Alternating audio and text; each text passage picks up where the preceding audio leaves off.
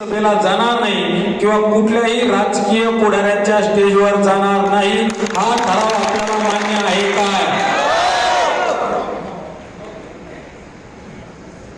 सरकारने लाभलेले 10% आरक्षण हे 50%च्या आतून दिल्यास ते मराठा समाज स्वीकारेल नसता 10% आरक्षणाला त्याचबरोबर इतर सवलतीला देखील त्या ठिकाणी सहमती नसून आमच्या हक्काचे सरसकट कोमी प्रमाणपत्र देण्यात यावे व सगळे सोयरे कायदा तात्काळ अंमलात आणावा हा ठराव आपल्याला मंजूर आहे काय?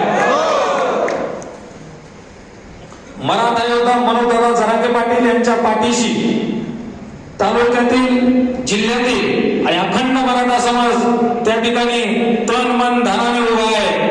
ही ताकद मनोज दादा जरांगे यांच्या पाठीमागे कायमस्वरूपी मी ठेवत आहे हा ठराव आपल्याला मंजूर आहे काय?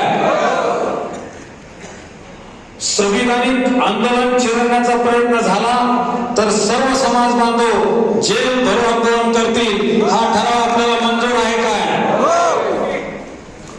तालुक्यातील सर्व साखळी उपोषण हे संविधानिक मार्गाने आणि शांततेत केले जातील हा ठराव आपल्याला मान्य आहे काय?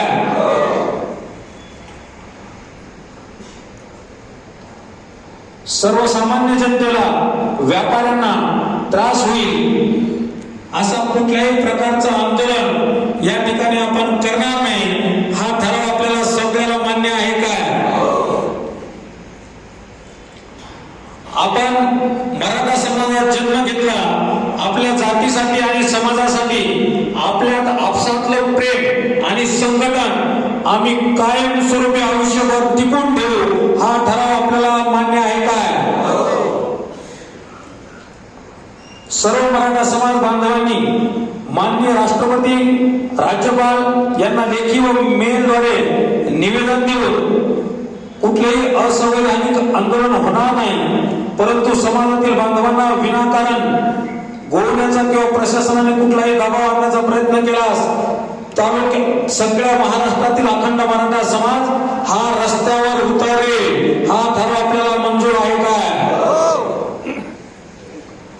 कोणती प्रमाणपत्र काढण्याची प्रक्रिया खंडित झाली असून ती प्रक्रिया तात्काळ सुरू होऊन समनावांना ते प्रमाणपत्र तात्काळ देऊन सगळे सोयरे हा कायदा अंमलबजावणी करून तात्काळ कुणबी प्रमाणपत्र वाटप करण्याची प्रक्रिया चालू करावी यासाठी ठराव आपण संमती आहोत का? प्रत्येक मराठा समाज बांधवाने या ठिकाणी ही समाज बांधवांची भावना आहे प्रत्येक समाज बांधवाने लोकसभेचा अर्ज भरण्याचा प्रयत्न करावा किंवा शक्य न झाल्यास गावात वर्गणी करून गावातून किमान एक तरी लोकसभेसाठी अर्ज भरावा हा ठराव समाज भावनेचा आहे आणि हा ठराव तुम्हाला मान्य आहे काय? त्याचबरोबर ओबीसीतून आरक्षण जोपर्यंत मराठा समाजाला मिळत नाही तोपर्यंत शासनाने भूलथापा मारून कुठलीही नोकर भरती करू नये हा ठराव आपल्या सगळ्यांना मान्य आहे काय? अशा पद्धतीचे हे काही सगळे ठराव या ठिकाणी आहेत यामध्ये देखील काही ठराव वेगवेगळ्या पद्धतीने वेगवेगळ्या सिच्युएशननुसार मांडण्यात आलेले आहेत महाराष्ट्रामध्ये आणि यानंतर आता आपण एक शपथ घेणार आहोत आणि ही शपथ सगळ्यांनी उभा राहून घ्यायची त्याचबरोबर